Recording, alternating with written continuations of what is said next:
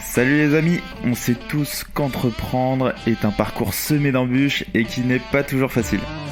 On se retrouve face à une montagne de problématiques et de prises de décision au quotidien. Il devient donc indispensable de s'entourer des meilleurs dans leur domaine pour nous aider à faire de nos projets des succès. L'objectif de chaque épisode est répondre à une problématique bien précise avec des solutions concrètes que tu peux implémenter dans ton business dès demain. Je suis Alexis Bouvet, cofondateur de l'agence Cvisu et de la marque Tailleur, et je te souhaite la bienvenue dans Conseil d'amis, le podcast qui apporte un maximum de valeur pour les entrepreneurs. Bonne écoute! Bonjour à tous les amis, bienvenue dans ce nouvel épisode de Conseil d'amis. Aujourd'hui on est en compagnie de Francky Sfez, fondateur de Méditation Secrets. Francky aujourd'hui va nous expliquer comment être moins stressé au travail grâce à la méditation. C'est un épisode qui sort un petit peu des clous, qui sort un peu du côté business, mais franchement justement qui m'attire énormément parce que mine de rien, la méditation, moi c'est quelque chose que je fais tous les jours, que j'invite aussi les gens à faire, mais c'est quelque chose quand même qui est très flou et très compliqué à mettre en place. Du coup, Francky est là pour nous aiguiller, beaucoup d'expérience, 17 ans dans le domaine. Est-ce que Francky, tu peux te présenter et d'ailleurs comment tu vas? Bien sûr, écoute, ça va très bien Alexis et puis ravi de faire ce podcast avec toi un peu original. Ça va très bien, on est vendredi, il fait beau, la vie est belle.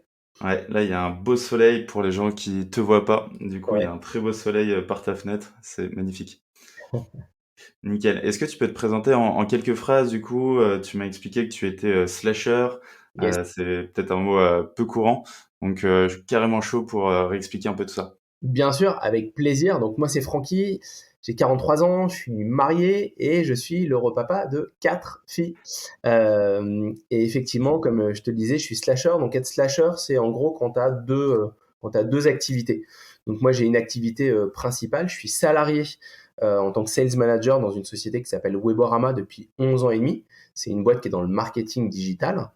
Et de l'autre côté, je suis un passionné de méditation depuis 14 ans et j'aide les entreprises et les collaborateurs à apprécier les bienfaits de la méditation au travers de workshops, de formations digitales et de coaching.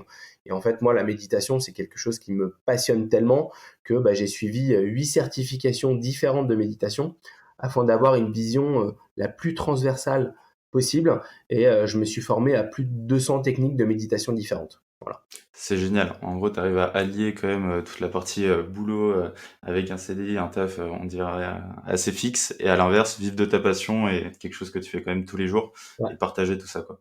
C'est ça. Et en fait, ce qui est drôle, c'est qu'il y a une vraie connexion entre les deux. C'est-à-dire que dans mon job salarié, j'ai plein de clients que je fais méditer et donc qui du coup, ils préfèrent bosser avec moi sur mon job. Et du coup, ça fait des bonnes connexions. Il y a de bonnes synergies. Voilà. Belle synergie, trop cool. Génial. Et est-ce que tu peux nous expliquer un petit peu plus justement ce qu'est la méditation? Bon, les gens, je pense, connaissent le mot, peut-être comprennent pas forcément les concepts qu'il y a derrière, parce que ça peut être très facilement flou. Je suis carrément chaud pour refaire une petite mise au point là-dessus. Ouais, bien sûr. Alors c'est vrai que la méditation, on va retrouver la méditation dans les 4 coins du monde. Pardon. On retrouve de la méditation en Australie, en Asie, aux États-Unis, en France, dans les religions également, il y a de la méditation. Il n'y a pas vraiment de définition officielle, mais moi j'aime bien définir la méditation. C'est comme si je te demandais là tout de suite à toi Alexis d'appuyer sur le bouton pause dans ta vie. Tu fermes les yeux et tu essayes de faire travailler tous tes sens. Tu observes comment tu te sens physiquement, mentalement. Est-ce que tu as chaud? Est-ce que tu as froid? Est-ce que tu as faim? Est-ce que tu as envie de dormir? Peu importe. T'es vraiment, on utilise beaucoup le terme pleine conscience en méditation, qui en fait a été traduit de façon maladroite du terme mindfulness. En fait, c'est pas vraiment de la pleine conscience, c'est plutôt de la pleine présence ou de la pleine attention. D'accord, ok, je vois. Génial. Effectivement, c'est ressentir en fait tout ton corps, tout ce qu'il y a autour, entre guillemets, pour au final, T'es ouais, t'es pleinement attentif, t'observes, t'entends, moi j'ai par exemple dans la rue, il y a des travaux, j'entends le marteau-piqueur au loin. Dans le jardin, j'entends des oiseaux qui chantent. Je suis bien, je suis content d'être là. Tu fais travailler tes sens en fait, tels qu'ils se présentent. Est-ce que tu as des pensées? Est-ce que tu as des émotions qui viennent? On utilise beaucoup le terme être dans le moment présent. C'est vrai que c'est un peu cliché, mais être dans le moment présent, très souvent, on fait 3, 4, 5 choses en même temps. On peut être derrière un webinar et en même temps écrire un mail et puis boire un thé et être sur son téléphone. Bah, l'idée, c'est d'apprendre à essayer de s'accorder des petits moments, des petites bulles, des petites pauses, des petites parenthèses dans des journées qui sont généralement assez chargées et assez stressantes trop souvent. Souvent, on pense que la méditation, en tout cas moi c'était mon a priori au tout début, quand j'avais commencé. Je me disais, bah voilà, il faut que je bloque un peu toutes mes pensées, que je pense à rien, etc., que j'accepte pas forcément les choses. Est-ce que toi, justement, tu as des conseils à nous donner pour avoir des bonnes pratiques en méditation? Tout à fait. Alors effectivement, c'est vrai que beaucoup de personnes s'imaginent que quand on médite, on essaye de faire le vide dans son esprit. Dès qu'il y a des pensées qui viennent, on essaye de les combattre et de les empêcher de venir. Eh ben non, c'est vraiment tout l'opposé. L'idée, c'est d'apprendre à vivre avec tout ce qui vient nous interrompre, de les accepter, de les laisser venir en étant le moins affecté possible. Donc j'entends des bruits de marteau-piqueur au loin, plutôt que de me dire: «Oh là là, ça me saoule ce bruit de marteau-piqueur». OK, il est là, peu importe, je peux rien y faire, ça sert à rien de perdre de l'énergie. J'ai une pensée qui vient, voilà, peu importe. L'idée, c'est d'apprendre à vivre au mieux avec tout ce qui peut venir. Et en fait, c'est vrai que très souvent, la méditation, elle est associée au stress. On peut se mettre à méditer pour tout un tas de raisons. Les 3 principales raisons qui poussent les gens à démarrer la pratique de la méditation, c'est réduire le stress et l'anxiété. Le deuxième, c'est améliorer les capacités de concentration et éviter les distractions. Et le troisième, que j'adore tout particulièrement, c'est d'apprendre le lâcher prise. Le lâcher prise, c'est quoi? C'est s'accepter soi-même, accepter les autres, accepter des situations qu'on ne peut pas changer. Donc, à 50 mètres de chez moi, il y a des travaux qui ont commencé il y a un mois, il va y en avoir encore pendant des mois. Ça sert à rien que je perde de l'énergie à râler pour les bruits de marteau-piqueur. C'est comme ça. Donc, plutôt que de perdre de l'énergie inutilement, vaut mieux être dans l'acceptation. Et ça, je trouve que c'est quelque chose qui est assez puissant en méditation. Trop cool, génial. Du coup, aujourd'hui, si tu devais, conseiller quelqu'un pour, bien méditer et avoir, les bonnes pratiques, si tu veux, quels seraient tes petits points, d'attention où justement tu pourrais nous conseiller, si par exemple demain matin, voilà, j'ai envie de méditer? Ouais, tout à fait. Alors, c'est vrai qu'on retrouve une quantité de techniques de méditation impressionnante. Je ne saurais même pas dire combien il y a de techniques de méditation différentes. Moi, j'ai été formé à 200 techniques. C'est énorme. C'est quoi? C'est monstrueux. Je suppose qu'il y en a des milliers. Euh, ce qu'on découvre, c'est qu'en fonction des courants de méditation, il va y avoir un certain nombre de critères à respecter. Si tu prends la méditation transcendantale, la méditation vipassana, la méditation zen, la méditation MBSR, la méditation de pleine conscience, chaque courant de méditation en fait va donner des best practices. Et en fait, ça va impacter quoi? Ça va impacter la durée de la technique de méditation. Ça va également impacter la technique en elle-même que tu utilises pour méditer, la position que tu vas prendre pour méditer, l'endroit où tu vas le faire. Et en fait, moi, quand j'ai découvert la méditation en 2008, vraiment par hasard, je me suis mis à méditer tout seul. Ça m'a fait beaucoup de bien. Mais quand je voyais ce que me demandaient de faire les différents courants de méditation et que on m'imposait entre guillemets pour méditer de façon académique, de méditer 10, 20 ou 40 minutes tous les jours à la même heure, au même endroit, en étant dans la même position, ben, ça m'a un petit peu dégoûté parce que je trouvais qu'il y avait plus d'obligations que de bienfaits, alors que ça me faisait vachement de bien. Ouais, je Et comprends, donc, ouais. tu vois, et tu médites, donc je pense que tu vois tout à fait ce que je dis. Et donc du coup, j'ai arrêté de méditer naturellement parce que je voyais plus le côté obligation que le côté bienfait. Et en fait, 2 années plus tard, quand j'ai décidé de rejoindre justement Weborama en 2010, j'arrive dans un milieu où ça va très très vite dans le marketing digital. Je connaissais rien, je connaissais personne, donc j'ai dû vraiment beaucoup bosser. Je bossais 12, 14, 16 heures par jour pour compenser ces lacunes que j'avais. Et je me suis rendu compte au bout de quelques mois que le rythme était trop dense et qu'il fallait que je trouve un moyen de prendre soin de moi. Je me suis rappelé que j'avais découvert la méditation, mais que j'avais mis entre guillemets un petit fail. Donc du coup, je me suis dit, ok Francky, tu dois méditer tous les jours, mais tu vas méditer à ta façon. Tu vas pas respecter tel ou tel courant de méditation, d'accord? Pour moi, ce n'est pas à moi à m'adapter à la méditation et c'est la méditation qui doit s'adapter à moi.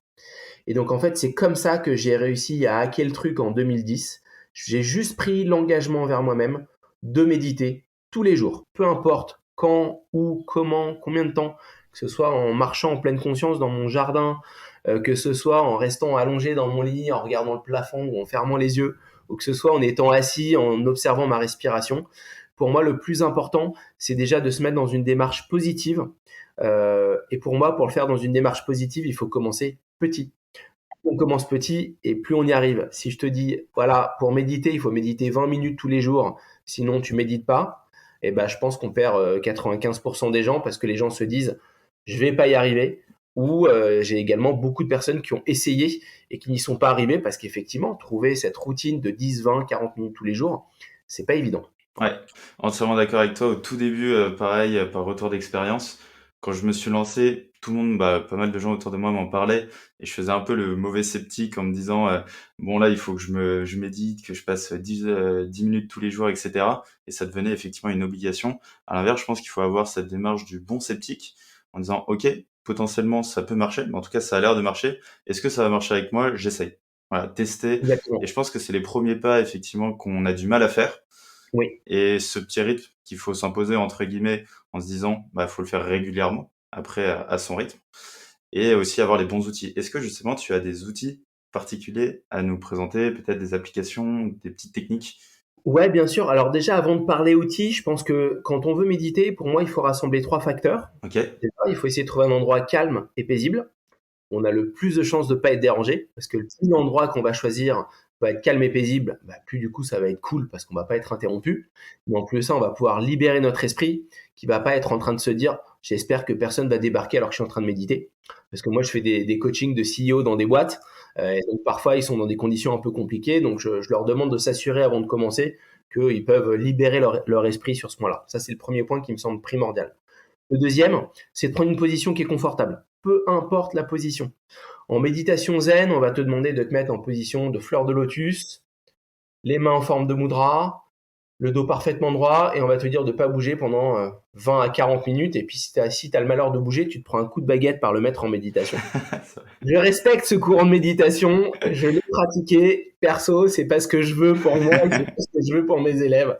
Pour moi, quand on veut méditer, on veut se faire du bien. Donc pour moi, la position doit être la plus confortable possible. Peu importe, en tailleur par terre, allongé au sol, dans un lit. Pour moi, la méditation est primordiale. Plus la méditation va être confortable, et plus en fait, tu vas pouvoir profiter de la session de méditation. Et en plus de ça, tu vas ressentir des effets parce que comme la position est confortable, tu vas pouvoir rester immobile. Et le fait de rester immobile va renforcer en fait les bienfaits de la session de méditation. Ça, c'est le deuxième point. Et le troisième et dernier, c'est de donner une intention à ta session de méditation. On peut méditer pour tout un tas de raisons. Une intention, c'est un peu comme un objectif, même si j'aime pas trop le terme objectif avec la méditation. Mais en gros, c'est se dire, moi par exemple, je me réveille tous les matins, j'ouvre les yeux, je les referme, soit je reste allongé dans mon lit, soit je vais dans le canapé, et je commence par faire de la méditation gratitude. Et en fait, avant de commencer ma session, je me dis, ok, j'ai quand même vachement de chance dans la vie. Je suis marié, j'ai 4 enfants, j'ai 2 jobs, j'ai un toit au-dessus de ma tête, j'ai tout ça. Et donc, ça me permet, entre guillemets, de donner une tonalité à ma journée grâce à cette session de méditation. Quand je déjeune, par exemple, quand je médite après mon déjeuner, parce que ça fait entre 9 et 10 heures que je suis en activité, du coup, je suis un petit peu fatigué. Là, l'intention que je donne à la session de méditation, c'est un peu de recharger les batteries pour les 5, 6, 7 heures qui me restent dans ma journée. Et puis, le soir, quand je médite avant de rentrer chez moi, là, l'intention que je donne, c'est vraiment de me cleaner, de me décharger de tout le stress de la journée. Effectivement, avoir entre guillemets une intention, ça te permet au final d'être satisfait ou même d'avoir effectivement ce côté, ok, j'ai fini ma session, je suis arrivé à ce point-là et j'en Ouais. suis content aussi. Tu as une gratitude en amont et puis peut-être à la fin aussi. Exactement. Mais attention quand même à cette notion de tracking que moi je n'apprécie pas trop dans la plupart des applications. Tu vas avoir des notions, ah génial, ça fait 17 jours que tu médites, tu as médité 2h12 et 47 secondes. Je trouve qu'il y a un côté qui est contre-intuitif. Pour moi, la méditation, on se fait du bien. Et quand tu rentres dans une notion de tracking, Je trouve que moi, ça me dérange un peu. Après, c'est personnel. Moi, ce qui me fait peur quand j'ai des élèves qui démarrent des formations avec moi, que ce soit des formations digitales ou en live, c'est ils ont dans leur tête que pour méditer, il faut 10 minutes minimum. Je ne sais pas d'où ça vient. Je pense que c'est parce que la plupart des applications fonctionnent de cette façon-là. Et quand j'ai des personnes qui me disent Francky, j'ai pas réussi à méditer 10 minutes, je fais mais je ne t'ai pas demandé de méditer 10 minutes. Je t'ai juste demandé d'essayer de méditer déjà, parce que la routine, elle se met en place au bout de quelques semaines, quelques mois, ça dépend vraiment des personnes. Donc pour moi, il faut vraiment commencer à la cool, avec bienveillance et trouver. Il faut chercher en fait, c'est-à-dire que je trouve ça assez délicat de recommander des applications. Moi, j'ai testé plus de 150 applications de méditation. Wow. Okay. Parallèle des formations que j'ai pu suivre. Dans certaines, il y a des choses qui m'ont plu, dans d'autres, il y a des choses qui m'ont vraiment déplu. C'est quelque chose qui est très personnel, en fonction de la voix de la personne qui va te guider, en fonction des mots qui vont être employés. Est-ce qu'il y a une musique de fond, pas de musique de fond? Donc, c'est quelque chose qui est très personnel. Moi, le conseil que j'aurais à donner, c'est si les gens ont envie de se mettre à la méditation, qu'ils fassent quelques recherches sur Internet, qu'ils regardent s'ils sont plutôt attirés par une application, plutôt par une petite formation, un petit cours en ligne, ou plutôt pour avoir un accompagnement avec une personne, de voir si ça résonne, si on ressent que ça va être un bon match, si la connexion se fait, et surtout de se lancer sans se prendre la tête, parce que c'est prouvé scientifiquement que ça fait du bien. Il faut juste y aller en mode baby steps, sans se prendre la tête, on le fait et basta. Génial, parfait. Est-ce que tu as un dernier petit conseil, justement, pour ceux qui nous écoutent? Alors, un dernier conseil, moi, ce que je peux vous recommander, c'est que ce qu'on pourra mettre en lien de description de ce podcast, c'est déjà de vous offrir un petit guide en 5 emails. Les gens auront juste à saisir un email.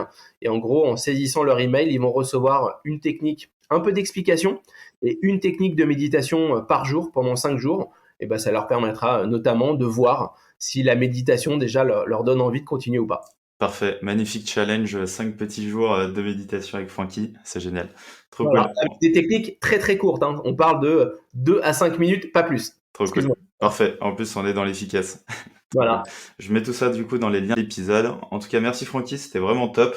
C'est un sujet un peu hors scope comme je l'avais dit, mais du coup c'était vraiment très cool. Et merci à toi, et je te dis à très vite.